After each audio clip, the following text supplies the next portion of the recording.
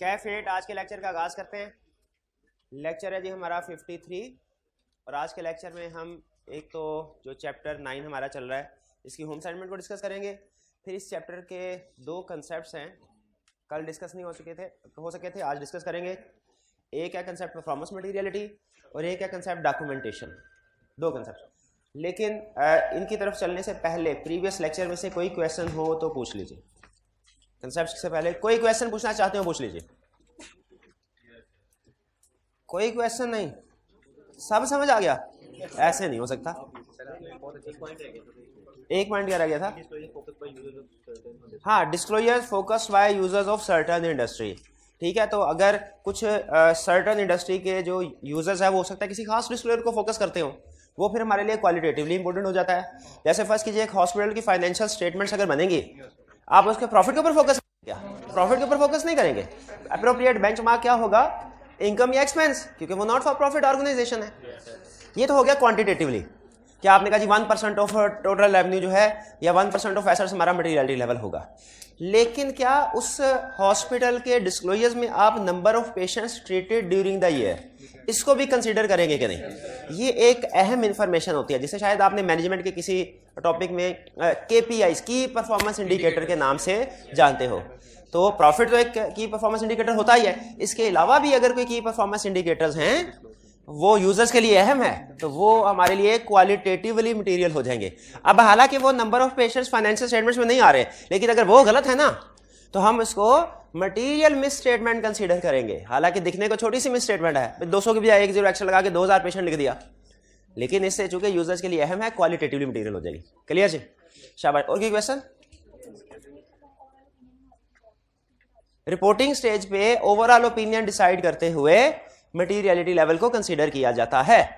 देखें, हमने जब डिसीजन करना है ओपिनियन अनमोडिफाइड होगा कि क्वालिफाइड के डिस्क्लेमर के एडवर्स, वो डिसीजन किस बेसिस पे करेंगे?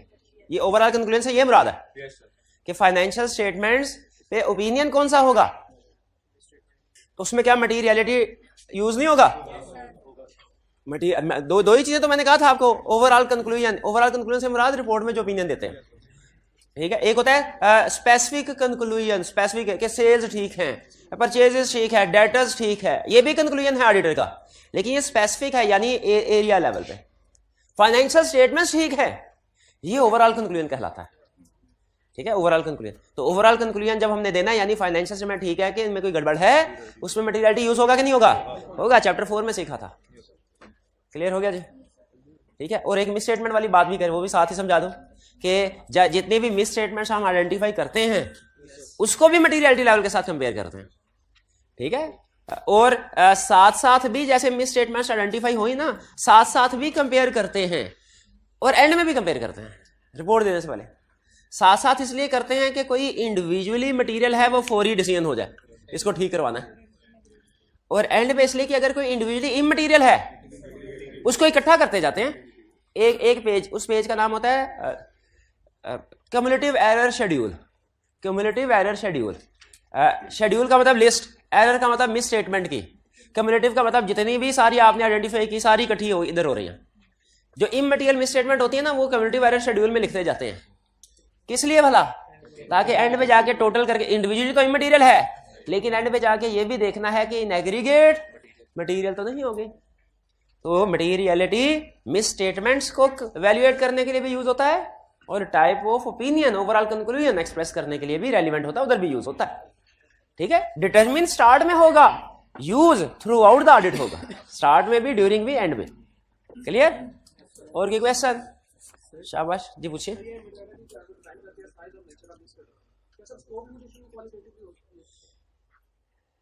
स्कोप लिमिटेशन भी क्या? उन्होंने कहा सर ये मिस स्टेटमेंट की तो एग्जांपल हमने पढ़ ली कि क्वालिटेटिव हो सकती है, क्या स्कोप लिमिटेशन भी हो सकती है? स्कोप लिमिटेशन भी हो सकती है लेकिन इसकी बहुत ज्यादा एग्जांपल्स नहीं है।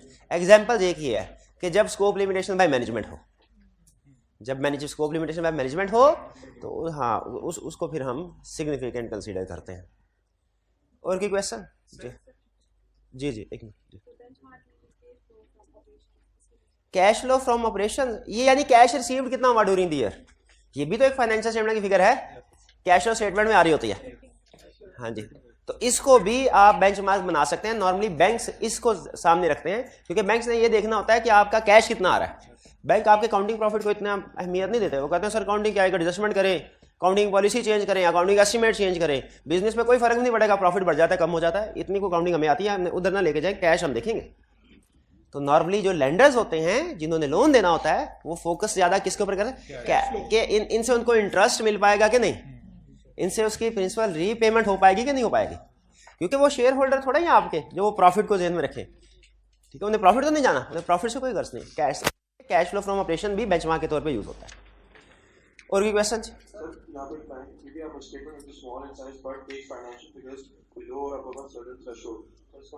जी एक और क्वालिटेटिव में एग्जांपल थी कि ऐसी मिस स्टेटमेंट जो कि अमाउंट में स्मॉल हो लेकिन वो किसी सर्टेन थ्रेशहोल्ड को क्रॉस कर रही हो। जैसे मैंने आपको इसकी एग्जांपल देकर समझाया था, 1-2 नंबर हमारे आई कैप के पेपर में, ये नॉर्मली इमटेरियल ही होता है, लेकिन अगर कहानी चल रही हो 49, 51 के आसपास, तो उस सूरत में ये 1-2 नंबर भी, क्योंकि ये एक सर्टेन थ्रेशहोल्ड को क्रॉस कर रहे होंगे, 40 को 50 या 50 को 49 में, अगर थ्रेशहोल्ड क्या हमारा 50 पर, तो उसको उसलिए फिर इसमें ये भी स्मॉल हालांकि अमाउंट लेकिन मटेरियल हो जाएंगी। और इसकी मैंने आपको कॉर्पोरेट लेवल की एग्जांपल दी थी कंपनी प्रैक्टिकल वर्ल्ड में, कि लॉ ने एक लिमिट बताई हुई है कि 1 मिलियन जिस कंपनी का पेड अप कैपिटल है उसका ऑडिट रिक्वायर्ड है। 1 मिलियन से कम वाले कंपनी पेड अप कैपिटल वाली कंपनी का ऑडिट रिक्वायर्ड नहीं है। ये पढ़ी आपने लाइन कहीं? हाँ, तो ये 1 मिलियन क्या है, ये थ्रेशहोल्ड है, यही है थ्रेशहोल्ड। ठीक है, अगर फर्ज कीजिए पेड अप कैपिटल 9,95,000 है और 10,000 की मिस स्टेटमेंट सामने आ गई। अब नॉर्मली 10,000 की मिस स्टेटमेंट इमटेरियल है, प्रॉफिट आप एज्यूम कर लें, फर्ज कीजिए प्रॉफिट भी 10 लाख है, अगर तो 10,000 की मिस स्टेटमेंट इमटेरियल है, लेकिन चूंकि अगर इसको करेक्ट करें तो पेड अप कैपिटल 1 मिलियन से ज्यादा हो जाता है, 10,05,000 हो जाता है। तो चूंकि अब ये थ्रेशहोल्ड को क्रॉस कर रहा होगा इसलिए ये मटेरियल हो जाएगी, क्योंकि इसकी बेस पे फिर दूसरी रिक्वायरमेंट्स एक्टिवेट हो जाएंगी। इसकी बेस पे इस मिस स्टेटमेंट की वजह से, जब किसी मिस स्टेटमेंट की, देखिए क्वालिटेटिव का कंसेप्ट पता क्या है, बेसिक कंसेप्ट वो ये है कि अगर किसी मिस स्टेटमेंट चाहे वो छोटी क्यों ना हो, अगर किसी छोटी मिस स्टेटमेंट का इफेक्ट ज्यादा है, तो हम उसे मटेरियल समझते हैं। क्वालिटेटिव के बैकएंड पे कंसेप्ट ये चल रहा है। जैसे ये 10,000 वाली मिस स्टेटमेंट इस केस में छोटी है, लेकिन अगर इसको रिकॉर्ड करें 1 मिलियन से पेड अप कैपिटल क्रॉस कर जाएगा, स्टैट्यूटरी ऑडिट रिक्वायर्ड हो जाएगा, अपॉइंट करना पड़ेगा उसको, रिपोर्ट सबमिट करवानी पड़ेगी। ये सारी ये सिर्फ 10,000 की बात नहीं है, इस 10,000 के बाद जो सिचुएशन राइज होगी उसकी बात है। उसको सामने रखते हुए वो कहते हैं स्मॉल अमाउंट भी मटेरियल है क्वालिटेटिवली। ठीक है, इसी तरह एक और एग्जांपल आपको दी थी डेट कोवेनेंट की, ठीक है, या की रेशोज की। की रेशोज, फर्ज कीजिए हमने बैंक से लोन लिया, डेट कोवेनेंट में, डेट कोवेनेंट किसे कहते हैं, लोन एग्रीमेंट। लोन एग्रीमेंट में एक कंडीशन ये तय पाई, बैंक ने कहा लोन दे रहा हूं आपको एक शर्त के ऊपर, क्या कि आपकी जो करंट रेशो है वो 1:1 हो, इससे कम ना आए, करंट रेशो 1:1। और फिर नीचे और भी कंडीशन लिखी, नीचे एंड पे एक जनरल लाइन लिख दी कि अगर हमारी किसी भी कॉन्ट्रैक्ट की टर्म की वायलेशन हुई सारे का सारा लोन इमीडिएटली पेबल होगा। हमने साइन कर लिया। अब इसके बाद हमारा मटीरियलिटी लेवल जो है, मटीरियलिटी लेवल फर्ज कीजिए वो 10 लाख है, लेकिन एक मिस स्टेटमेंट ऐसी आई जो कि 2 लाख की है। क्लाइंट ने provision for bad debt record नहीं की, है 2 लाख की, इमटेरियल है। नॉर्मल केस में अनमोडिफाइड ओपिनियन देते हैं, लेकिन इसमें हमें नजर ये आया इस वक्त रेशो चल रही है 1.01:1। अगर इस मिस स्टेटमेंट को करेक्ट करवा देते हैं, एसेट्स कम हो जाएंगे, रेशो बन जाएगी 0.98:1। अब ये की रेशियोज को अफेक्ट कर रही है। बजाहिर सिर्फ अमाउंट्स देखें तो ये इमटेरियल है, लेकिन क्या आप इसे इमटेरियल कंसीडर करेंगे? मटेरियल। क्यों? क्योंकि अब हम सिर्फ उस 10-20 हजार को नहीं देख रहे, हम किसको देख रहे हैं? अगर ये 20,000 की एडजस्टमेंट करते हैं सही, तो करंट रेशो रिड्यूस हो जाएगी जो रिक्वायर्ड है बाय बैंक। आपको सारे का सारा लोन इमीडिएटली करंट लायबिलिटी में क्लासिफाई करना पड़ेगा। और अभी हालांकि बैंक ने मांगा नहीं है, लेकिन बैंक का मांगना ना मांगना इररिलेवेंट है, लिखा हुआ है। हम तो जो लिखा हुआ है उसके ऊपर रिलाई करेंगे। ठीक है, तो अगर बैंक ने की तरफ से अभी खामोशी है तो क्लाइंट ये कहेगा सर बैंक ने मांगे तो नहीं है ना, नॉन करंट में ही रहने दें। मांगे नहीं, लेकिन कॉन्ट्रैक्ट में लिखा हुआ है तो कॉन्ट्रैक्ट को हम अमल करेंगे, करंट में क्लासिफाई करेंगे। और करंट में क्लासिफाई करने के बाद फिर ये भी तो देखना है कि क्या ये पे कर सकता है कि नहीं कर सकता। अगर क्लाइंट इसको पे करने के काबिल तो गोइंग कंसर्न तक बात पहुंच जाएगी। तो खुद बताए, अब 20,000 मटेरियल होना चाहिए, क्या मटेरियल होना चाहिए। तो ये जो लिस्ट है ना बेसिकली, इसमें वो ये समझा रहा है कि आपने सिर्फ अमाउंट के ऊपर फोकस नहीं करना, इसके जो आफ्टर इफेक्ट्स होंगे उसके ऊपर फोकस करना है। इस चीज के ऊपर फोकस नहीं करना कि चार्टर्ड अकाउंटेंट की एनुअल जो आई कैप की फीस है थोड़ी सी 30-35 हजार, इस चीज के ऊपर फोकस करना है। अगर ये पे नहीं हुई मेंबरशिप कैंसिल हो जाएगी, ठीक है। वो 10-12 साल की मेहनत क्या वो है, वो बाद में फिर रीवे करके रीस्टोर। लेकिन बहरहाल चार्टर्ड अकाउंटेंट नहीं रहता। और प्रैक्टिकली अगर आपकी किसी कंपनी का ऑडिट कर रहे हो, सोचे मेंबरशिप फीस पे नहीं की, चार्टर्ड अकाउंटेंट नहीं रहेंगे, डिस्क्वालिफिकेशन आगे क्या नहीं आगे, क्योंकि क्वालिफिकेशन क्राइटेरिया मीट नहीं हो रहा होगा। इसीलिए हम पहली फुर्सत में और कोई काम करें ना, बिजली का बिल अदा करें ना करें, आए क्या आपके फेस, क्योंकि क्वालिटेटिवली मटेरियल। क्लियर जी, ये की रेशो वाला कंसेप्ट भी समझ आ गया। जब भी कभी की रेशो वाली बात आपको समझ में ना आए, फौरन करंट रेशो के साथ लिंक कर देना। बैंक से लोन लिया था, उसने करंट रेशो बताई थी। क्लियर हो गया मेरे भाई जिन्होंने सवाल पूछा था? जी मेरे भाई क्लियर हो गया तो मुझे बताओ। ओके शाबाश। और कोई क्वेश्चन?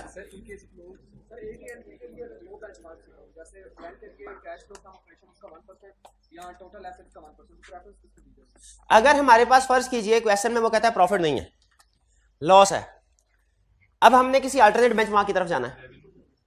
वो रेवेन्यू भी ले सकते हैं, वो टोटल एसेट्स भी ले सकते हैं, इक्विटी भी ले सकते हैं, और क्या था, टोटल एक्सपेंसेस भी ले सकते हैं, कैश फ्लो कोई भी ले सकते हैं। अब इनका क्वेश्चन ये है सर इन सब की अमाउंट तो एक दूसरे से डिफरेंट हो, इन सब के ऊपर परसेंटेज आपने 1% अप्लाई करनी है। कह रहे सर इनकी जो अमाउंट है सबकी डिफरेंट होगी, तो हमें टोटल रेवेन्यू लेना चाहिए, टोटल एसेट्स लेना चाहिए, कौन सा है? इसमें स्टैंडर्ड ने कहा है आपकी मर्जी, आपकी जजमेंट है, जो मर्जी बेंचमार्क ले ले उसके मुताबिक फिर आपने सारा ऑडिट करना है, ठीक है। कोई भी एग्जाम में भी अगर ऐसी सिचुएशन आ जाए, उससे टोटल रेवेन्यू भी दिया, टोटल एक्सपेंसेस भी दिए, ठीक है, बाकी ऑपरेटिंग एक्सपेंसेस नहीं दिए, तो हम नेट प्रॉफिट कैलकुलेट नहीं कर सकते फॉर एग्जांपल। तो हम दोनों में से किसी को भी यूज कर सकते हैं। आपका डिसीजन आप देखेंगे ऐसे क्वेश्चन में चेंज नहीं होगा, चाहे बेंचमार्क जो मर्जी सेलेक्ट कर लें, ठीक है। कोई भी बेंचमार्क सेलेक्ट करें, मिस स्टेटमेंट अगर मटेरियल है तो मटेरियल ही रहेगी, इमटेरियल है तो इमटेरियल ही रहेगी। जी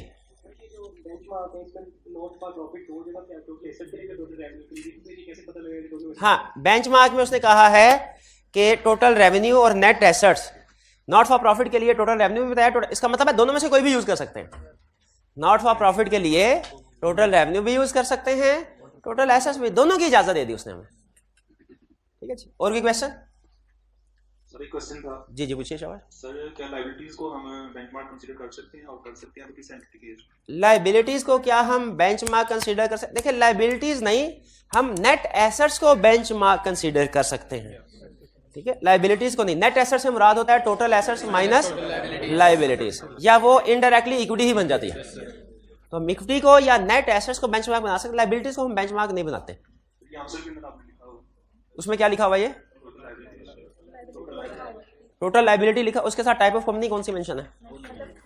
मेंशन, हाँ जनरल पॉइंट में अगर जजमेंट है आपकी, अगर आप समझते हो लायबिलिटीज को बेंचमार्क होना चाहिए तो लिख सकते हैं, वरना नॉर्मली लायबिलिटीज को बेंचमार्क नहीं बनाया जाता, नेट एसेट्स को बनाया जाता है, नॉर्मली लायबिलिटीज को बेंचमार्क नहीं बनाया जाता, ठीक है। तो लायबिलिटी थ्योरेटिकली किसी को बताने के लिए एग्जाम में क्वेश्चन के लिए एग्जांपल है, फिट कर दें।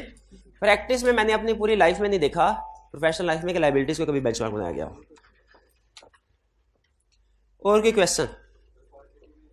ठीक है जी, थ्योरेटिकल क्वेश्चन में हम लिख देंगे, फिट कर देंगे, लेकिन केस स्टडी में लायबिलिटीज को कभी नहीं हमने बेंचमार्क बनाना जी। इंटरिम ऑडिट के दौरान मटेरियलिटी लेवल किस तरह कैलकुलेट किया जाता है? आपके पास 7 महीने, 8 महीने, 9 महीने, 10 महीने की कोई फाइनेंशियल स्टेटमेंट होंगी।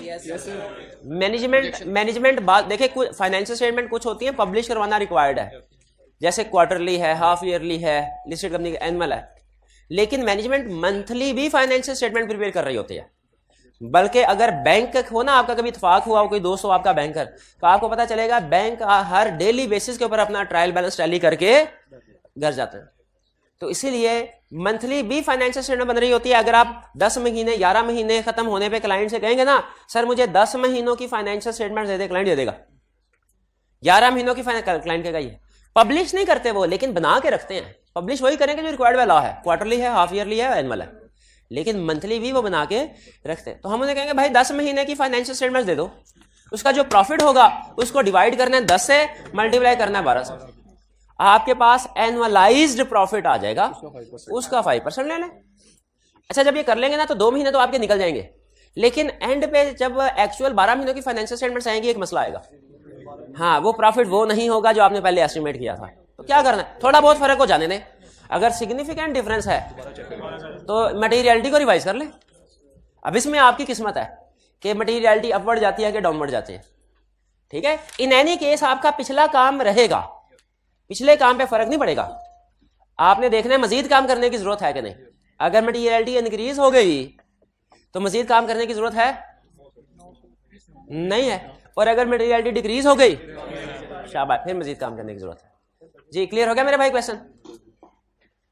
हाईवे क्लास वाले भाई जरा आवाज क्लियर। और शाबाश, और कोई क्वेश्चन? बजट यूज कर सकते हैं? बजट यूज कर, बिल्कुल बजट भी यूज कर सकते हैं।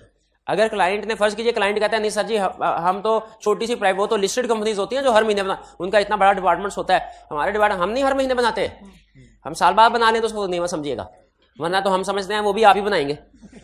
बाज़ का क्लाइंट की एक्सपेक्टेशन होती है। हमने कहा ठीक है, नहीं बना सकते ना बनाओ, भाई बजट तो बनाया होगा ना अंदाजन, वही दे दो। वो अगर कहे बजट भी नहीं बनाया फिर हाँ प्रीवियस ठीक है, फिर हम कहेंगे अच्छा चलो प्रीवियस ईयर की फाइनेंशियल स्टेटमेंट थी ना, उनका कोई average out profit average out कर लेंगे, क्या रफ सा प्रॉफिट। ठीक है जी, और की क्वेश्चन? जी सर, ये कैश फ्लो फ्रॉम ऑपरेशंस जो है वो अगर प्राइमरी यूजर बैंक हो तो इसके लिए क्यों है, बाकी के लिए? देखिए, बैंक के लिए इसलिए कैश फ्लो फ्रॉम ऑपरेशंस के, बैंक के लिए सबसे अहम चीज कैश होती है। नॉर्मल यूजर्स के लिए अहम चीज प्रॉफिट होती है, शेयर होल्डर। बैंक कहता है प्रॉफिट से मुझे हिस्सा मिलना ही नहीं है, प्रॉफिट कम हो ज्यादा हो मुझे उससे लेना देना ही कोई नहीं, मुझे कौन सा आपने डिविडेंड दे देना है, मुझे तो इंटरेस्ट ही मिलना है। तो मुझे तो इस चीज से गर्ज है कि आपके पास सफिशिएंट कैश होगा कि नहीं इंटरेस्ट और लोन को रीपे करने के लिए। तो इसीलिए बैंक उधर प्रॉफिट की तरफ नहीं जाता या किसी और बेंचमार्क की तरफ, बल्कि वो कैश के ऊपर फोकस कर रहा होता है।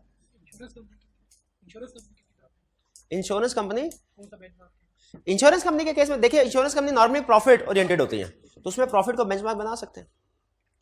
ठीक है जी, इंश्योरेंस कंपनी में आपके ख्याल में कोई क्वालिटेटिव डिस्क्लोजर होगा? कोई क्या होगा, कोई एग्जांपल दे सकते हैं? जजमेंट का क्वेश्चन पढ़ा नहीं हुआ, जजमेंट का क्वेश्चन। हाँ, नंबर ऑफ पॉलिसी होल्डर्स या number of claims paid.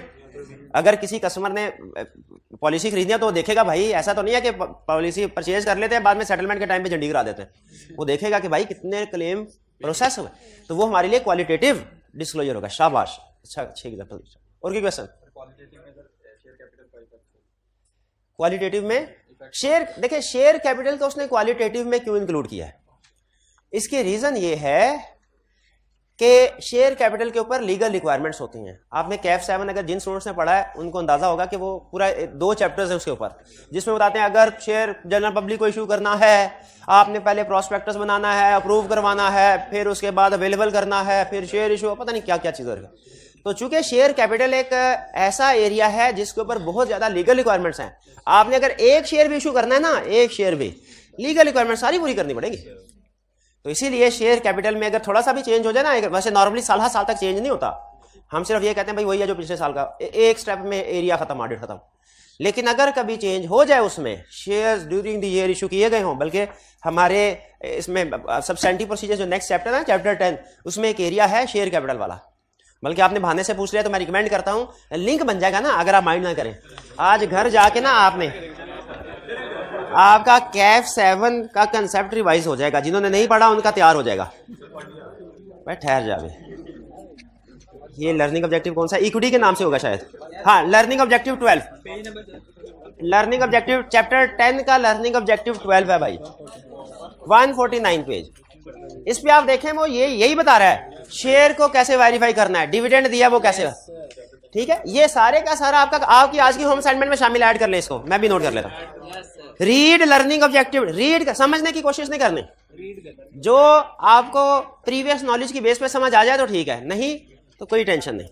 Read LO12 of chapter 10। तो इसमें शेयर कैपिटल के जब आप प्रोसीजर पढ़ेंगे तो उसमें आप देखेंगे वो फोकस कर रहा है बार बार लीगल रिक्वायरमेंट्स के ऊपर, क्योंकि शेयर कैपिटल के ऊपर लीगल रिक्वायरमेंट्स अप्लाई होती हैं, इसलिए उसमें जरा सा भी चेंज हो तो हमने ये देखना है, थोड़ा सा भी चेंज क्यों ना हो, 10 शेयर क्यों ना इशू क्यों, हमने देखना है लीगल रिक्वायरमेंट्स पूरी की हैं कि नहीं की। क्लियर जी? शेयर कैपिटल समझ आ गया? क्यों क्वालिटेटिव मटेरियल है, क्यों क्वालिटेटिवली मटेरियल है, क्योंकि इसके ऊपर लीगल रिक्वायरमेंट्स हैं। अगर इसको पूरा नहीं करेंगे नॉन कंप्लायंस हो जाएगी, और नॉन कंप्लायंस तो है ही क्वालिटेटिव मटेरियल। जी और कोई क्वेश्चन? शाबाश। रूल ऑफ थंब का मतलब है मटेरियलिटी का सारा चैप्टर भूल जाएं, हर चीज भूल जाएं, एक चीज नहीं भूलनी, 5% ऑफ प्रॉफिट। ठीक है जी। यानी आप इसका मतलब यह है आप अगर मटेरियलिटी के लिहाज से बिल्कुल अनपढ़ भी है ना, अंगूठा छाप है मटेरियलिटी के टॉपिक में, अंगूठा छाप है, कुछ भी नहीं पता, तो आपको एक रूल जरूर पता होना चाहिए। अंगूठा छाप भी को भी एक रूल, क्या? मटेरियलिटी 5% ऑफ प्रॉफिट है, केस स्टडी में वो यूज करवाएगा। ठीक है, लेकिन साथ ही साथ अब चूंकि वो थोड़ा सिचुएशन को केस स्टडी को एडवांस कर रहा है, तो वो क्वालिटेटिव में से भी कोई टेस्ट करेगा, मटेरियलिटी इमटेरियल को भी टेस्ट करेगा, ये देखने के लिए कि आप एग्रीगेट और को अपनी असेसमेंट में इंक्लूड करते हैं, और क्वालिटेटिव को भी करेगा। इसलिए आपको याद होगा एक लाइन आपको याद करवाई थी कि अगर इमटेरियल मिसस्टेटमेंट हो, आपने सिर्फ ये नहीं कहना कि आर्टिफिशियल एक्सप्रेस अनमोडिफाइड ओपिनियन, आगे और भी कुछ लाइन थी याद, तो किस स्टूडेंट को याद है वो line? Also express basis of miss statement. इसकी जेब में जितने भी पैसे हैं सारे निकाल, घर जाने का किराया नहीं छोड़ना, पैदल जाएगा ये। अनमोडिफाइड ओपिनियन में कौन सी मिस स्टेटमेंट एक्सप्लेन करनी है? अनमोडिफाइड पूछा है, इमटेरियल मिस स्टेटमेंट है, आर्टिफिशियल एक्सप्रेस अनमोडिफाइड ओपिनियन, इसके आगे क्या लिखना था? Provided it is also immaterial on aggregate basis, management को कम्युनिकेट कर देगा। एम्फसिस ऑफ मैटर, इसको तो शहीद कर दो, इसको शहीद। जी जी हाइब्रिड क्लास में ओपिनियन क्या जी? It is also immaterial qualitatively. पूरी लाइन बताएं। मैं ऐसे ना कर, आधा इन्होंने बताया आधा उन्होंने बताया, चलें 100 इनको दे दे, 100 भाई। ये टीए किधर है हमारे? टीए किधर है? ये आपने लेकिन आधा बताया जवाब। आप पूरे आंसर ये था कि artificial express unmodified opinion if misstatement is also immaterial on aggregate as well as qualitative basis. दोनों अल्फाज लिखने थे, एक ने एग्रीगेट बताया, एक ने क्वालिटेटिव बताया, दोनों नहीं बताया किसी ने। दिल तो मेरा कर रहा था दो हिस्से कर दूं, तो जैसे कंसर्ट बताते हैं आधा आधा, लेकिन कोई बात नहीं, एप्रिसिएशन के लिए। तो जब कभी अनमोडिफाइड ओपिनियन होगी, इमटेरियल मिस स्टेटमेंट होगी, आपने ये लाजमी लिखना, इसका नंबर है। फिर ना कहिएगा सर पेपर तो ठीक किया था, सही किया था, जितना किया था उतना, ठीक है, लेकिन बाकी भी तो करना था। तो अनमोडिफाइड इमटेरियल जब कभी आएगी, आपने क्वालिटेटिव एग्रीगेट की बात लाजमी करनी। कब करनी है? जब इमटेरियल हो, इमटेरियल मिस स्टेटमेंट हो। और अनमोडिफाइड ओपिनियन में बेसिस ऑफ ओपिनियन तो आता है भाई, किधर कौन? अनमोडिफाइड ओपिनियन में बेसिस ऑफ ओपिनियन सेक्शन तो आता है, उसमें मिस स्टेटमेंट या स्कोप लिमिटेशन को एक्सप्लेन नहीं करते। और पीछे जो भाई बैठा था, भाई एम्फसिस ऑफ मैटर की लिस्ट में इमटेरियल मिस स्टेटमेंट कहीं नहीं आ रहा। क्या आ रहा है कि अगर इमटेरियल मिस स्टेटमेंट होगी तो एम्फसिस ऑफ मैटर देना है? नहीं आ रहा। इस भाई ने एम्फसिस ऑफ मैटर की लिस्ट भी याद नहीं की, मर्जी आपकी। अच्छा, एक होता है बेसिस और ओपिनियन सेक्शन, एक होता है बेसिस क्वालिफाइड ओपिनियन सेक्शन। ये एक रिपोर्ट के अंदर दो अलग-अलग पैराग्राफ होते हैं कि एक ही पैराग्राफ है? एक ही पैराग्राफ है, एक ही पैराग्राफ। अगर अनमोडिफाइड ओपिनियन है तो उसकी हेडिंग बन जाती है बेसिस फॉर ओपिनियन, अगर क्वालिफाइड ओपिनियन है तो उसकी हेडिंग बन जाती है बेसिस फॉर क्वालिफाइड ओपिनियन, और उसमें अगला पैरा भी आ जाता है मिस स्टेटमेंट। अगर एडवर्स ओपिनियन हो तो उसकी हेडिंग बन जाती है बेसिस फॉर एडवर्स ओपिनियन, अगर डिस्क्लेमर ऑफ ओपिनियन हो तो हेडिंग बन जाती है basis for disclaimer of opinion. ठीक है, पैरा वही रहेगा, उसकी हेडिंग चेंज हो जाएगी। ये नहीं है कि दो, एक बेसिस फॉर ओपिनियन पैरा लदा आ रहा हो और बेसिस फॉर क्वालिफाइड ओपिनियन लदा आ रहा हो, नहीं, उसी का नाम चेंज करते हैं और जो मिस स्टेटमेंट हो उधर ही फिट कर दिया हमने। जी, डायरेक्टर रिम्यूनरेशन कैसे मिस स्टेटमेंट है? क्योंकि ये एक सेंसिटिव डिस्क्लोजर है जो लॉ रिक्वायर करता है। ये आपने एक रिपोर्टिंग में पढ़ा नहीं होगा, अकाउंटिंग में, कि 4 शेड्यूल 5th शेड्यूल में किसी जगह पे उसने बताया हुआ है। हाँ जी, तो ये चूंकि ऐसा डिस्क्लोजर जो लॉ रिक्वायर, और खुद सोचे ना, हम पता होना चाहिए शेयर होल्डर को, भाई हमारा प्रॉफिट तो सिर्फ 15 मिलियन है, डायरेक्टर की रिम्यूनरेशन 35 मिलियन है, ये चल क्या रहा है? कुछ तो गड़बड़ है भाई, है कि नहीं? जब डायरेक्टर की रिम्यूनरेशन ज्यादा हो, प्रॉफिट उससे कम हो, तो कुछ तो गड़बड़ चल रही है। तो इसीलिए डायरेक्टर रिम्यूनरेशन को डिस्क्लोजर, ये सेंसिटिव इंफॉर्मेशन है कि डायरेक्टर अपना भला सोच रहे हैं कि कंपनी के स्टेक अदर स्टेक होल्डर्स का भला भी सोच रहे हैं। जी, और क्या क्वेश्चन? सर जो थ्रेशोल्ड वाला ये नहीं समझ आएगा। थ्रेशोल्ड वाला समझ नहीं है, चले बाकी सारा समझ आ गया ना, इसको रटा लगा ले, बेफिक्र हो। नहीं अभी बताया नहीं है वो 1 मिलियन वाला, चले ठीक है, बाकियों को सब ठीक है, कल भी बताया था, कोई बात नहीं। तो भाई आज ना पूछे, क्योंकि कल भी बताया था आज भी बताया, अब आप कल पूछिएगा। इतना को तो गैप आने दें। चलिए अब हम चलते हैं। अच्छा मुझे बताएं डॉक्यूमेंटेशन, ये तो निपटाते हैं, ये तो बाएं हाथ का खेल है। जैसे अकाउंटिंग में तकरीबन हर स्टैंडर्ड के एंड पे डिस्क्लोजर्स होते थे, वो थे डिस्क्लोजर्स कि इस स्टैंडर्ड में ये डिस्क्लोजर, उसी तरह ऑडिट में तकरीबन हर स्टैंडर्ड के एंड पे एक सेक्शन होता है डॉक्यूमेंटेशन, जो क्या बताता है कि इस स्टैंडर्ड की रिक्वायरमेंट्स को, इस चैप्टर की रिक्वायरमेंट्स को पूरा कर तो लेंगे आप, लेकिन आपने क्या चीजें डॉक्यूमेंट करनी है इस चैप्टर के हवाले से, जो इस बात का सबूत बन जाए कल को जब क्वालिटी कंट्रोल रिव्यू हो कि आपने वाकई में ये काम किया है। ठीक है, जैसे हमने इससे पहले मटेरियलिटी से पहले प्लानिंग वाली बात की थी, उसमें भी डॉक्यूमेंटेशन रिक्वायरमेंट थी। उसमें क्या ऑडिट प्लान था, ऑडिट स्ट्रेटजी था और रिवीजन अगर इनमें कोई हुई है वो। अब देखिए मटेरियलिटी के हवाले से वो हमें क्या कहता है, क्या क्या डॉक्यूमेंट करना है। कहता है मटेरियलिटी के हवाले से डॉक्यूमेंट करना है मटेरियलिटी जो आपने कैलकुलेट की है, मटेरियलिटी कैलकुलेट की है कितनी है सर, ये है 50 लाख, तो लिख दे 50 लाख मटेरियलिटी अमाउंट। फिर उसके बाद बेसिस ऑफ कैलकुलेशन कि ये 50 लाख आया कैसे, 5% लगाया, 10% लगाया कि 1% लगाया, किस पे लगाया, यानी ये है फार्मूला और ये है उसका जवाब। ये डॉक्यूमेंट करें। रिवीजन अगर कोई हुई है मटेरियलिटी रिवाइज हो सकती है ना, तो याद रखें आपने पुरानी मटेरियलिटी को भी रखना है, शो करवाना है, क्योंकि कुछ प्रोसीजर आपने पुरानी के मुताबिक किए होंगे, और फिर रिवाइज मटेरियलिटी को भी शो करवाना है। ठीक है, रिवाइज मटेरियलिटी को भी शो करवाना है ताकि पता चले कि मटेरियलिटी रिवाइज हुई है। और आगे चल के आप सीखेंगे वो जिन सर्कमस्टेंसेस की वजह से मटेरियलिटी रिवाइज हुई हो ना, वो भी लिखते हैं, वो भी लिखते हैं पूरा कॉन्फिडेंट कि 100 रुपया इंशाल्लाह मेरा जाया नहीं होगा। मटेरियलिटी रिवाइज हो सकती है लास्ट वन स्टूडेंट, और कोई नहीं बोलेगा किन सिचुएशन में रिवाइज हो सकती है, हाँ किन सिचुएशन में रिवाइज हो सकती है। अगर मिस स्टेटमेंट हो जाए तो मटेरियलिटी रिवाइज हो जाएगी, अगर उससे बड़ी मिस स्टेटमेंट हो जाए फिर भी रिवाइज हो जाएगी। वो देखा गया जाया नहीं जाएगा इंशाल्लाह। रिस्क असेस ना रिस्क असेसमेंट करके सैंपल सेलेक्ट किया था। ठीक है, हाँ जी। अब अगला सवाल, तो रिवीजन सुन लें, रिवीजन हो सकती है मटेरियलिटी, बिल्कुल हो सकती है। किन सिचुएशन कल पढ़ा था, अगर रिवाइज हो जाए आपने डॉक्यूमेंट करना। अच्छा बाकी चीजें तो समझ आ गई, एक चीज समझ नहीं आई, परफॉर्मेंस मटेरियलिटी ये क्या है। छोटा सा कंसेप्ट है, पहले निपटा के फिर क्वेश्चन की तरफ चलते हैं। ये ना हो, हाँ कल मैंने बताया था ये छोटा भाई है, छोटे भाई की जरूरत क्या पड़ती है, क्यों पड़ती है, हाँ काम करवाने में छोटे भाई को कहते हैं, इससे पानिशानी, इसीलिए इसका नाम परफॉर्मेंस मटेरियलिटी है। इसे कब इस्तेमाल करना है, जब प्रोसीजर परफॉर्म करने हैं। देखिए ऑडिट की 3 स्टेज बताई थी ना, प्लानिंग, परफॉर्मेंस और रिपोर्टिंग। तो ये परफॉर्मेंस मटेरियलिटी पहला कंसेप्ट सुन ले, यूज कब करना है, जब प्रोसीजर परफॉर्म कर रहे होंगे, परफॉर्मेंस स्टेज पे यूज करते हैं। इसीलिए तो इसका नाम परफॉर्मेंस मटेरियलिटी पड़ा। इसका नाम परफॉर्मेंस मटेरियलिटी क्यों पड़ा, परफॉर्मेंस स्टेज, ये वो मटेरियलिटी है जो परफॉर्मेंस स्टेज पे यूज होती है। असल में ये जो ओवरऑल मटेरियलिटी है ना, ये यूज होती है प्लानिंग स्टेज पे और रिपोर्टिंग स्टेज पे, और परफॉर्मेंस स्टेज पे परफॉर्मेंस मटेरियल। इसको मैं मजीद अभी थोड़ी देर में डिस्कस करता हूं, पहले इसकी डेफिनेशन पढ़ देता है। इसकी डेफिनेशन के 2 पैराग्राफ हैं। पहला पैराग्राफ उसमें इंशाल्लाह एक एक चीज एक्सप्लेन कर रहा हूं, दूसरा पैराग्राफ डेफिनेशन का लाजमी हिस्सा है, आपने याद करना है, रटा लगाना है, समझने की कोशिश नहीं करनी, समझने। और ऑनलाइन वाले स्टूडेंट्स भाईजान आप लोगों से रिक्वेस्ट कर रहा हूं, बार बार ये सवाल नहीं पूछना कि sir please explain this line, this sentence, this concept. ये जो मटेरियलिटी परफॉर्मेंस मटेरियल कंसेप्ट है, कितने हिस्से इसके, 2। ऊपर वाला हिस्सा सारा कंसेप्ट उसमें है, नीचे वाले हिस्से में कंसेप्ट कोई नहीं है, लेकिन चूंकि डेफिनेशन का हिस्सा है, याद कर रटा लगाना है।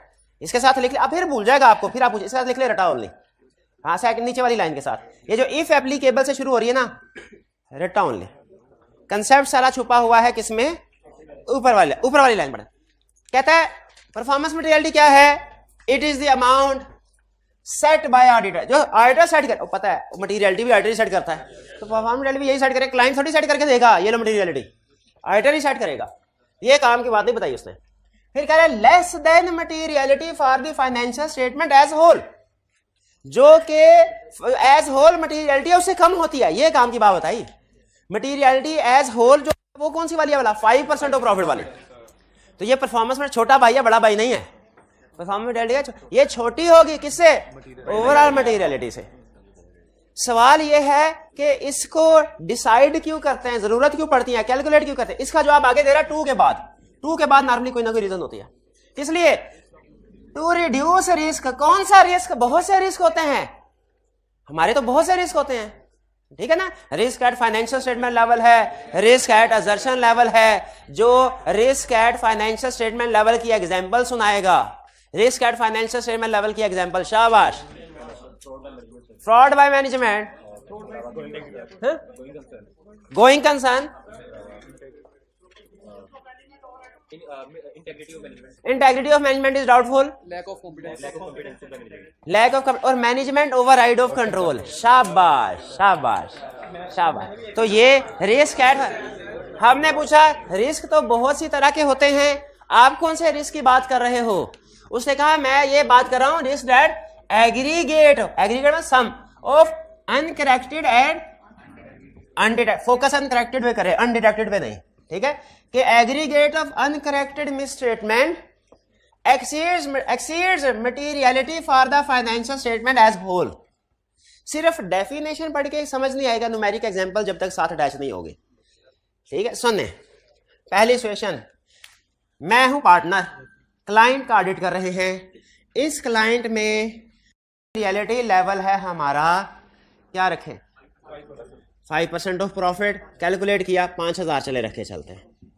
ये है materiality for financial statement as whole, ठीक है। जब कभी सिर्फ मटीरियलिटी का लफ्ज हो ना, ये ना लिखा हो for financial statement as whole है या परफॉर्मेंस है, आपने क्या ज्यूम करना है? For financial statement as whole वाला। ये भाईजान आगे कहने लगे सर बचपन से शौक ऑडिट करने का, मुझे कोई एरिया एलोकेट कीजिए। मैं क्या आज आपके शौक पूरे करते हैं सारे, आ जाइए। आपको हम एरिया देते हैं डेटर्स का। इसने कहा सर डेटर्स को जब मैं प्रोसीजर परफॉर्म करूंगा उसमें कुछ ना कुछ मिस स्टेटमेंट निकलेंगे। मिस स्टेटमेंट अगर इमटेरियल हो तो साइड पे कम्युनिटी वायरस शेड्यूल में लिख के लाएं, अगर मटेरियल हो तो क्लाइंट से फौरी करेक्ट करवानी है। तो मुझे ये तो बताया मटीरियलिटी लेवल क्या है। अब यहां पे देखें 2 रास्ते हैं, पहले आपको पहले गलत रास्ते पे लेके जा रहा हूं, ठीक है। मैंने कहा ये जो मटीरियलिटी ओवरऑल है, एक ही पूरी ऑडिट में एक ही मटीरियलिटी लेवल रखते हैं, 2 की जरूरत ही नहीं। 5000 मैंने कहा 5000 जो मैंने खुद पार्टनर ने सेलेक्ट किया हुआ था 5000 वो मटीरियलिटी लेवल था। अच्छा, इस 5000 का मतलब है जब मैं ये कह रहा हूँ ना financial statements are free from material misstatement, तो मैं असल में ये कह रहा हूँ कि इस फाइनेंशियल स्टेटमेंट में छोटी छोटी मिस स्टेटमेंट तो आपको मिल सकती है, 5000 से ऊपर की मिस स्टेटमेंट नहीं मिलेगी। ना तो कोई अकेली मिस स्टेटमेंट 5000 से ऊपर की है, ना इकट्ठी करके सारी भी इकट्ठी कर लेना 5000 से ऊपर नहीं जाएंगे इंशाल्लाह। ये मैं कह रहा हूं 5000 मटीरियलिटी लेवल। जब क्लियर 5000 का, ये भाईजान साथ वाले आ गए, कह लेंगे सर मुझे भी बड़ा शौक है ऑडिट करने का। मैंने कहा ये लो तुम जाओ क्रेडिटर की तरफ। इसने भी कहा कि सर बताइए मटीरियलिटी लेवल, मैंने कहा ये तुम भी 5000 लो जाओ। अच्छा, और भी एग्जाम्पल फिट की जा सकती है, एरियाज 20-25, लेकिन 2 काफी हैं कंसर्ट में। इन भाईजान को 7000 की मिस स्टेटमेंट नजर आई, डेटर वाले भाई को। करेक्ट करवाना रिक्वायर्ड है कि नहीं? करेक्ट करवा देंगे, ऐसे हो जाएगा जैसे कभी मिस स्टेटमेंट थी ही नहीं। इनको 3000 की मिस स्टेटमेंट नजर आई, करेक्ट करवाना रिक्वायर्ड है कि नहीं?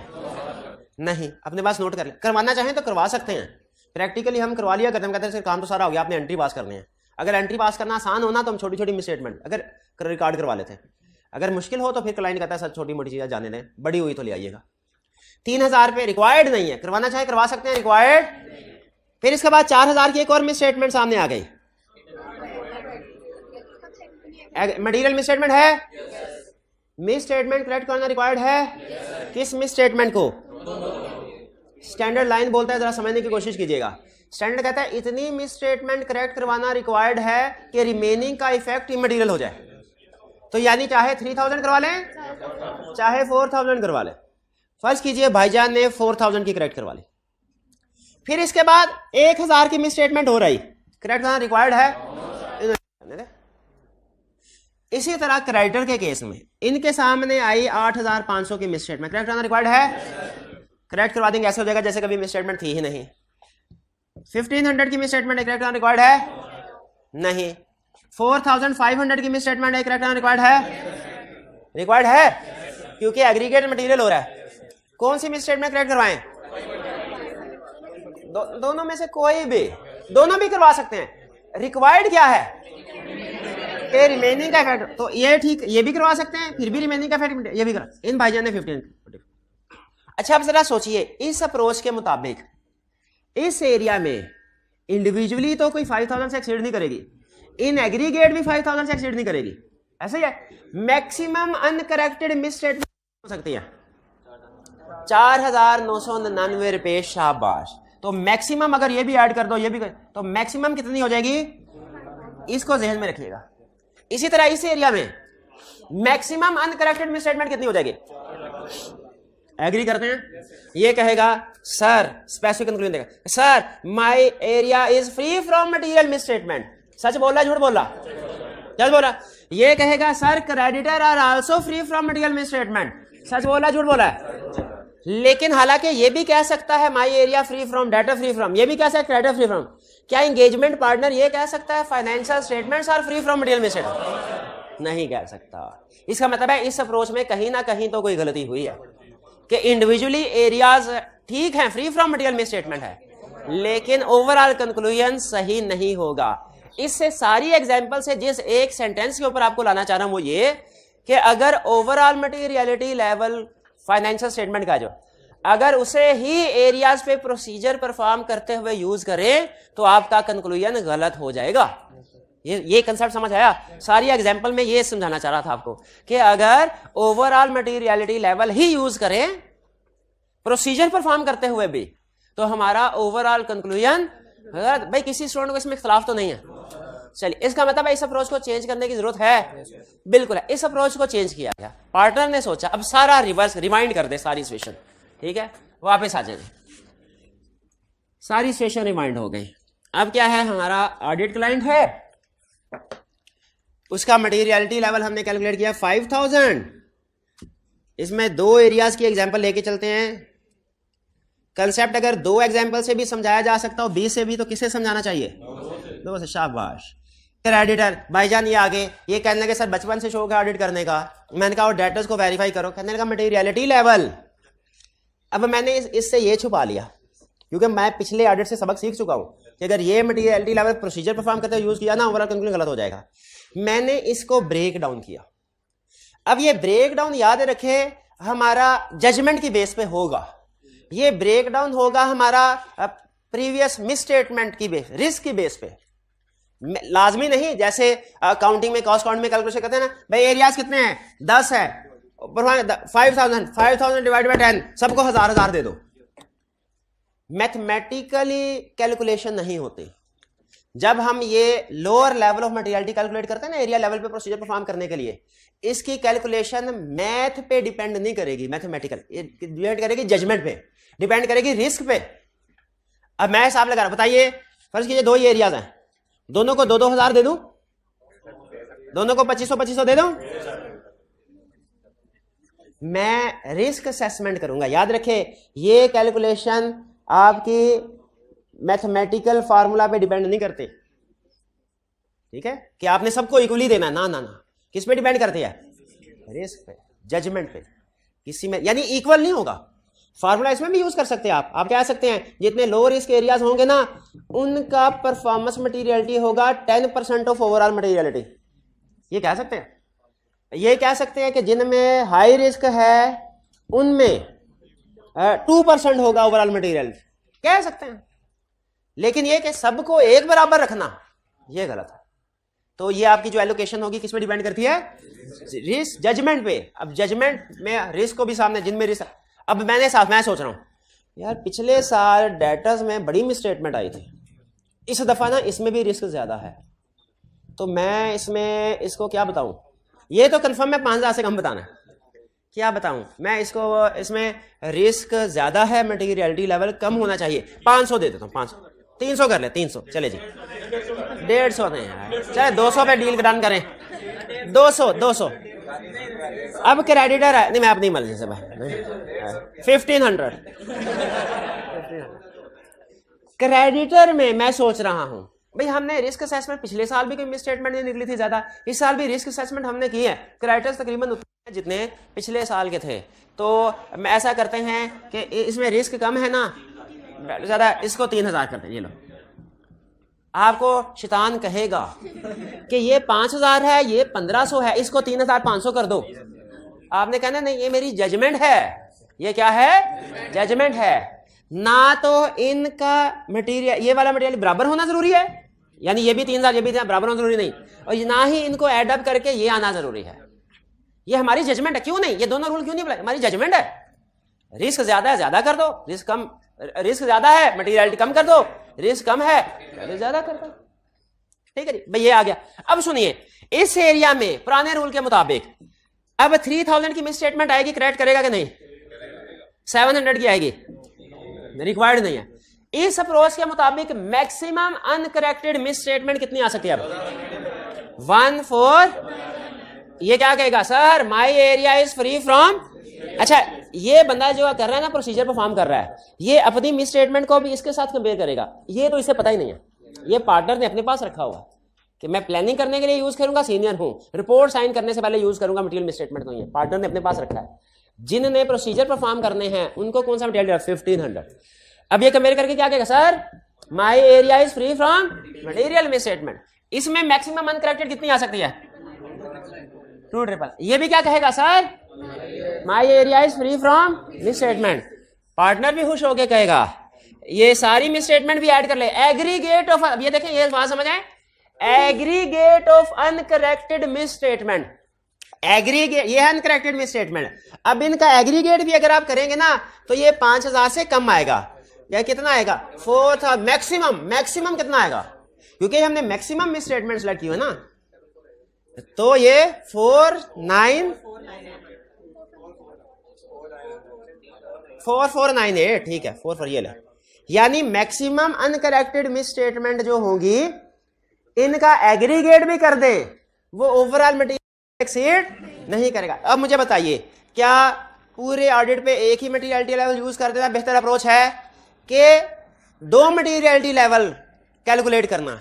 एक ओवरऑल जो प्लानिंग में और रिपोर्टिंग में यूज होगा, और दूसरा ये मटेरियलिटी लेवल जो प्रोसीजर परफॉर्म करते हुए यूज होगा।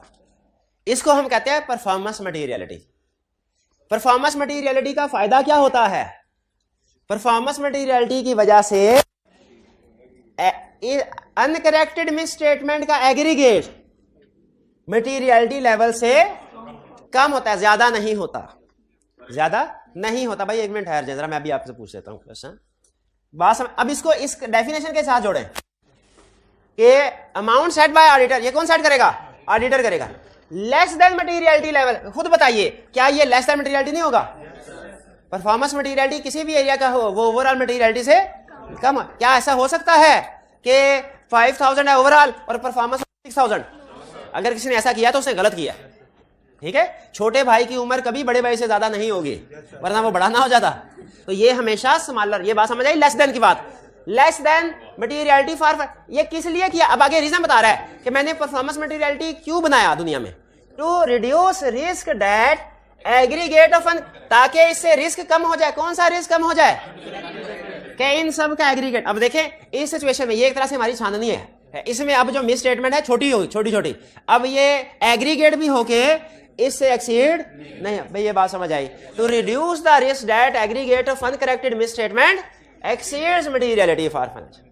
ठीक है, यहां पे एक स्टूडेंट कहने का सर इसमें मैं ये ना लिख दूं, सुनिएगा, कि aggregate of uncorrected miss statement इधर आना चाहिए डज नॉट एक्सीड। क्या कहने लगा? इधर क्या आना चाहिए? कहने लगा सर ये ज्यादा बेहतर कंसेप्ट क्लियर करेगा। हाँ जी, इसको आपने मिलाना है इसके साथ, टू रिड्यूस रिस्क के साथ, कि ये बात नहीं, हम भी यही कह रहे हैं कि ये बात नहीं होगी। ये कहने के लिए कि ये वाली बात नहीं होगी, डज नॉट लिखना जरूरी नहीं है, उसने रिड्यूस लिख दिया तो इसका मतलब यही, रिड्यूस रिस्क का मतलब यही है कि ये काम नहीं होगा। ठीक है, रिड्यूस रिस्क का मतलब क्या है? ये काम नहीं होगा। सेंटेंस बताने का मकसद है ना। ठीक है, आप एक स्टेटमेंट ये है, गोरो मुश्किल स्ट्रक्चर भी बना लेते हैं तो वैसे मुश्किल। एक है ये, भाई मेहनत करें ताकि पास होने का चांस बढ़े। ये भी वही है। और दूसरी साइड मेहनत करे ताकि फेल होने का रिस्क कम हो जाए। बात तो वो ये घुमा के किया है, तो यहाँ पे भी उसने घुमा के किया है। तो इधर अपनी तरफ से डज नॉट फिट नहीं करना, रिड्यूस द रिस्क। ऑलरेडी ये मैसेज कम्युनिकेट कर रहा है कि ये काम नहीं होगा, ये काम भाई क्लियर होगी ये बात इस एग्जाम्पल से। चलिए शायद इसके बगैर समझ जी। अब जो भाईजान क्वेश्चन पूछ रहे थे दरम्यान में, पूछे क्या क्वेश्चन है? सर ये डेफिनेशन में अनकरेक्टेड की बात तो समझ आती है, लेकिन अनडिटेक्टेड कैसे? अभी क्या कहा था उस्ताद की बात कहता है, इसके पीछे रीजन होती है क्या नहीं? एक बात कभी नहीं भी होती, वैसे कभी मोंगी भी होती है, लेकिन भाई जो कह दिया करें मान लिया। आपने अनडिटेक्टेड के ऊपर फोकस नहीं करना, अनकरेक्टेड के ऊपर करना है, अनकरेक्टेड के ऊपर करना। जी जी पूछिए। यहाँ पे सिर्फ आपने दो एरियाज की एग्जांपल दिया, तो सर फाइनेंशियल स्टेटमेंट्स में तो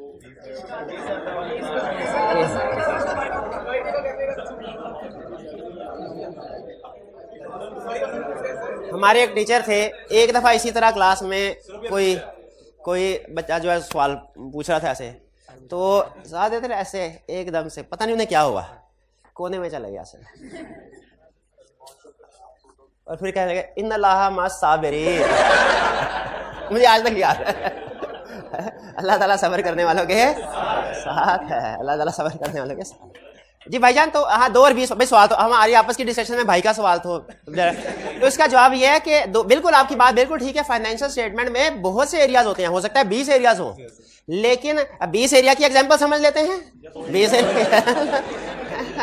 ये 5000 है, इधर आ गया 150 रुपया, इधर आ गया 300 रुपया, इधर आ गया 450। वो इस लिहाज से एलोकेशन हो, कंसेप्ट वही रहेगा, रूल वही होगा, ठीक है। तो पहले बताया था कि अगर कोई कंसेप्ट 2 के साथ भी एक्सप्लेन किया जा सकता है, 20 के साथ भी एक्सप्लेन किया जा सकता है, तो 2 के साथ एक्सप्लेन करना आसान टीचिंग का असूल होता है। टीचिंग के भी असूल है ना, ये असूल थोड़ी है कि जो पढ़ा आके पढ़ा दिया है, जो लिखा हुआ है समझा दिया, इंग्लिश ट्रांसलेशन थोड़ी। तो उन असूल में ये भी लिखा हुआ है कि आपने कंसेप्ट को समझाना तो है आसान करके, तो हम आसान करके 20 की भी बिल्कुल प्रैक्टिकली जब आप जाएंगे वो आपसे कैलकुलेशन करवाएंगे। वो फिर इसी तरह वो हम क्या करते हैं, वो हर एक एरिया को लहदा दे के कोई ना कोई अमाउंट डिसाइड कर देते हैं। और कोई क्वेश्चन?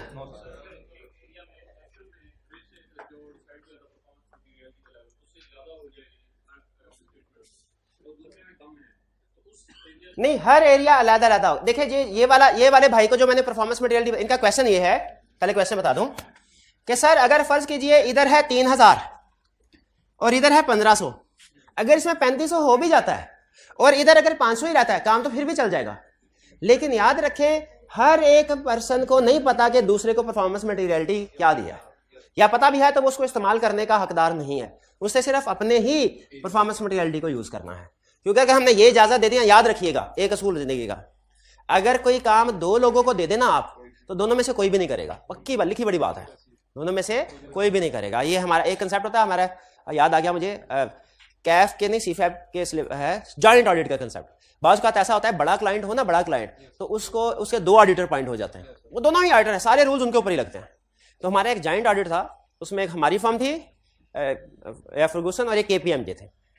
कुछ एरियाज हमने वेरीफाई करने थे, कुछ उन्होंने दरमियान में फिर ऐसे हम एलोकेशन करते हैं ना, बड़ा ऑडिट है कि भाईजान आपने इनकम स्टेटमेंट कर लें और हम बैलेंस शीट कर लेते हैं, ठीक है, ताकि काम डिवाइड हो जाए। उसके बाद एंड पे होता है, शुक्र है, quality control review. Quality control review हुआ तो पता चला कि डेप्रिसिएशन किसी ने भी वेरीफाई नहीं की। इनकम स्टेटमेंट वाले से पूछा, बैलेंस शीट वाले से पूछा, भाई तूने डेप्रिसिएशन क्यों नहीं वेरीफाई की? कहने लगा सर वो तो एक्सपेंस आइटम, एक्सपेंस उन्होंने करना था। इनकम स्टेटमेंट से पूछा, भाई आपने क्यों नहीं वेरीफाई किया? सर वो तो फिक्स एसेट रेट करता है, उन्होंने करना था। बड़ा ठीक है, फिर क्वालिटी कंट्रोल रिव्यू कहा भाई करो इसको, ठीक है, तो रिपोर्ट से पहले वो काम किया। तो ऐसे होता है, ठीक है। इसीलिए हमने हर एक को अलग-अलग टास्क देना है और उसने अपने ही पैरामीटर के मुताबिक कंप्लीट करना है, किसी दूसरे का बेनिफिट नहीं लेना। नहीं, रिपोर्ट में कोई परफॉर्मेंस मटेरियलिटी का रिपोर्ट पे कोई इंपैक्ट नहीं है। रिपोर्ट देते हुए हमने कौन सा मटेरियलिटी यूज करना, ये वाला मटेरियलिटी। ये तो सिर्फ ये है, ये समझ लीजिए। अब मैं एक जगह पे मिसाल थी, वो इंग्लिश में थी, पता नहीं क्या मुझे भूल गया। ये मोटी वाली छान नहीं है, ये वाली, ये बारीक वाली है, ठीक है। वो इसलिए ताकि जो मिस स्टेटमेंट फिल्टर हो जाए, वो कम हो जाती है अमाउंट, ठीक है। यहाँ पे ये बेसिकली फिल्टर लगा दिया हमने एक एडिशनल, ताकि मिस स्टेटमेंट निचले लेवल पे ही सारी निकल जाए, ऊपर कोई मटेरियल मिस स्टेटमेंट आ ही ना सके, एग्रीगेट होकर भी ना आ सके। और क्या क्वेश्चन? चलिए अब हम पास्ट पेपर्स के कुछ होम असाइनमेंट थी आपकी, वो क्वेश्चन कर लेते हैं। ना ना ना ना ना, अच्छा एक मिनट ठहरे, बल्कि एक छोटा सा कंसेप्ट हो साथ। वो कह रहा है परफॉर्मेंस स्ट्रेटजी, आपने डेफिनेशन तो पढ़ ली, ये डिटरमिन कैसे होता है? हाँ, कहता है involve judgement not mathematical calculation. ये ना सब कुछ ये कहते हैं सर हम ना FOH एलोकेशन पढ़ते थे कॉस्ट काउंटिंग में, तो उसी के मुताबिक इसको एलोकेट ना करते हैं हर एरिया के साथ। मैं कहा नहीं, ये आपकी जजमेंट पे है, ठीक है।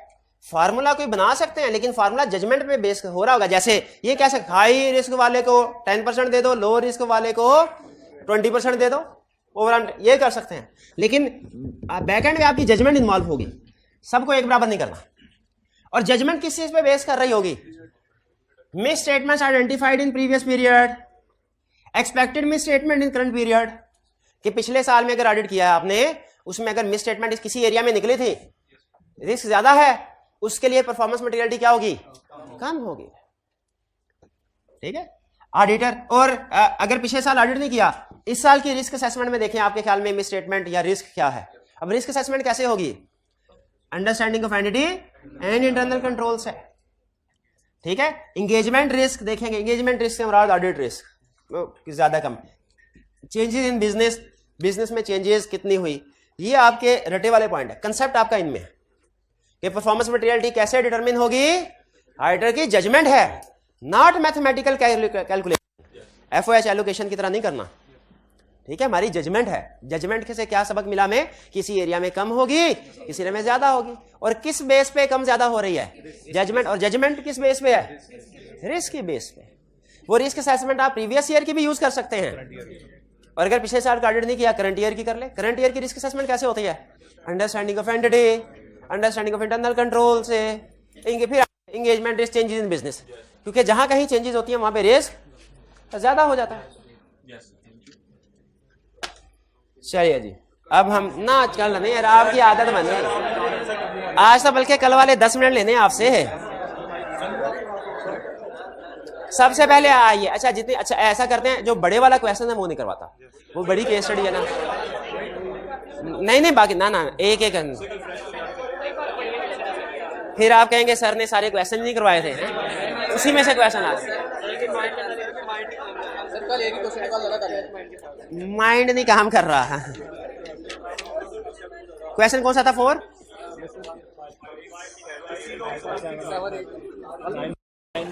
क्वेश्चन क्या, डिस्कशन कहां से स्टार्ट करें? 5 से। ये 4 डिस्कस हो गया था, क्वेश्चन 4 डिस्कस हुआ नहीं हुआ था ना?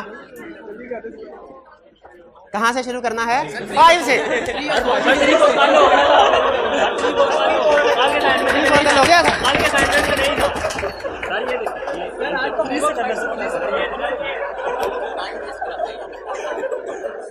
क्वेश्चन 3 कल की असाइनमेंट में नहीं था, परसों की असाइनमेंट में तो था। कल डिस्कस हुआ तो अब डिस्कस होना ही नहीं है क्या? उसका शुभ मुहूर्त निकल गया। What is the difference between audit strategy and audit plan? 4 marks का क्वेश्चन आ गया, क्या लिखेंगे? मेरा सिर्फ एक ही सवाल है आपसे, क्या सिर्फ डेफिनेशन लिखनी है या के एग्जाम्पल्स भी 2-2, 3-3 लिख दें? एग्जाम्पल्स भी लिख दें, हाँ। लेकिन इससे पहले एक क्वेश्चन था, उसमें तो आपने एग्जाम्पल नहीं लिखी थी, उसमें भी मार्क्स 4 ही थे। उसमें उसने पार्ट बी में पूछ लिया था, इसमें एग्जाम्पल्स पार्ट बी में नहीं पूछ रहा। अगर पार्ट बी में पूछता तो इसमें भी हम उसी तरह करते, सिर्फ डेफिनेशन देते और मैटर्स पार्ट बी में। यहाँ पे पार्ट बी में कुछ और पूछ रहा है, इसलिए उसको एग्जाम्पल्स के एक्सप्लेन करने के लिए एक 2-2, 3-3 पॉइंट्स हम लिख देंगे कि ऑडिट स्ट्रेटजी में ये मैटर्स, और ऑडिट प्लान में मैं बता देता हूँ nature, timing and extent of procedure, risk assessment procedure, test of control, substantive procedure. Audit strategy में आप बता दीजिए क्या document, scope, timing and direction of audit. एक नहीं, ये नहीं है, ये तो डेफिनेशन है। मैटर क्या है? Characteristics of engagement that determine its scope, हाँ, रिपोर्टिंग डेडलाइंस, ठीक है जी। B, you have been appointed, report में भी अगर रिपोर्ट का क्वेश्चन होता मैं फौरन आपसे कहता इसको अंडरलाइन करो, अदर मैटर दो, लेकिन ये रिपोर्ट का क्वेश्चन नहीं है, इंपैक्ट ऑन रिपोर्ट नहीं पूछ रहा। बताया था ना, एक ही इंफॉर्मेशन टॉपिक्स में इंडिपेंडेंट। इससे हमें पता है, ये तो पता चल गया इनिशियल ऑडिट है, लेकिन अदर मैटर लिखना है या कुछ और, ये रिक्वायरमेंट बताएगी। You have been appointed as auditor of company which was previously audited by another auditor, being a new client, what additional consideration would you take into account while performing the planning activities prior to commencement of audit? सबसे अहम अल्फाज underline करने वाले क्या है? Additional planning. Initial audit है, इससे पता चला इनिशियल ऑडिट है, इससे पता चला एडिशनल उसे बताना है कुछ। क्या एडिशनल? प्लानिंग। तो हमें पता चल गया चैप्टर 9 में से क्वेश्चन पूछ रहा है। ठीक है, तो बता देंगे 4 पॉइंट थे कि 6 थे? 5 थे। ठीक है, चलिए next. Briefly discuss the key benefits which may arise due to splitting of work between interim and final audit. अगर अपने ऑडिट के वर्क को हम इंटरिम और फाइनल में डिवाइड करें, क्या फायदा है? ये भाई बताएगा मेरे को क्या फायदा है? अर्ली आइडेंटिफिकेशन ऑफ रिस्क, शाबाश। बर्डन ऑफ वर्क कम हो जाता है, क्लाइंट को रिपोर्ट जल्दी मिल जाती है। अच्छा, जल्दी का मतलब ये ना समझिएगा कि इंटरिम ऑडिट में रिपोर्ट दे देते हैं, इसका मतलब है कि फाइनल ऑडिट जल्दी मुकम्मल हो जाएगा क्योंकि आधे से ज्यादा काम पहले किया हुआ है, तो रिपोर्ट जल्दी मिल जाएगी। अपार्ट फ्रॉम, ये आपका क्वेश्चन आ गया, apart from profit before tax list any 4 benchmarks which can be used to determine materiality at financial revenue, total assets, total revenue, total assets, cash flow from liabilities, liabilities, net assets भी आएंगे और liabilities भी। मैंने कहा था रट्टे वाले question में लिख दें, केस स्टडी में लायबिलिटी को यूज नहीं करना। आपके पास रट्टे के लिए पॉइंट है, इसलिए तो बुक में लिखा हुआ था। अच्छा, आखिरी सवाल, आखिरी क्वेश्चन ना आपके नाम है, आखिरी एबीसी 2 नंबर का सवाल, 2 नंबर का है, 2 नंबर नहीं है। ABC steel limited is a profit oriented company and have a history of profitable operation and its profit is stable over time। Profit oriented है और प्रॉफिट स्टेबल है, यानी कह रहा है कि प्रॉफिट है, लॉस नहीं है। Based on discussion with management and on review of 9 months financial statement, it is expected that ABC Steel Limited will have consistent profit as per historical trend. Required in the above circumstances, what is the appropriate benchmark to calculate profit? 5% of profit. कहता है alternatively assume that ABC Steel Limited has lost during the year. In this circumstance, what is appropriate benchmark? 1% of total assets or 1% of total revenue. कोई सा भी use कर सकते हैं, question में अगर दिया हुआ है तो कोई सा भी पकड़ लें, दोनों की इजाजत है। चलिए, अच्छा, अब ये हमारा चैप्टर कंप्लीट हो गया। कल हम एक तो ये क्वेश्चन जो है डिस्कस करेंगे, फिर चैप्टर 10 स्टार्ट करेंगे। ठीक है, चैप्टर 10 में आपका मेमोरी टेस्ट होने में पहले से बता दूं प्री रिक्विजिट उसकी। चैप्टर 10 में खास तौर पे रोज का काम रोज करना है। इसमें अगर 2 दिन आपने कुछ छोड़ दिया ना, तीसरे दिन इतना ज्यादा टास्क हो जाएगा आप उसको मैनेज नहीं कर सकेंगे, फिर ये आपका पूरा चैप्टर पेंडिंग में चला जाएगा। तो इसमें खास तौर पे फिजिकल वाले स्टूडेंट्स के लिए खास तौर पे बात बता रहा हूँ, रोज का काम रोज याद करते जाना है और इसमें आपका अच्छा खासा टाइम लगे। याद करने वाले कंसेप्ट मैं तो समझा दूंगा, लेकिन इसमें याद करने वाले पॉइंट्स ज्यादा। वैसे केस स्टडी अगर उसने टेस्ट कर ली ना, तो केस स्टडी आपको पता है वो कंसेप्चुअल होती है, वो आपके लिए इजी होगा।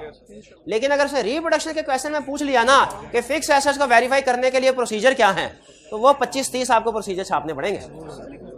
वो थोड़ा मुश्किल काम है क्योंकि उसमें याद करना पड़ता है, लेकिन हम कोशिश करेंगे कि कोई ना कोई जुगाड़ निकालें इसको। आज का लेक्चर खत्म करते हैं हम। अल्लाह हाफिज।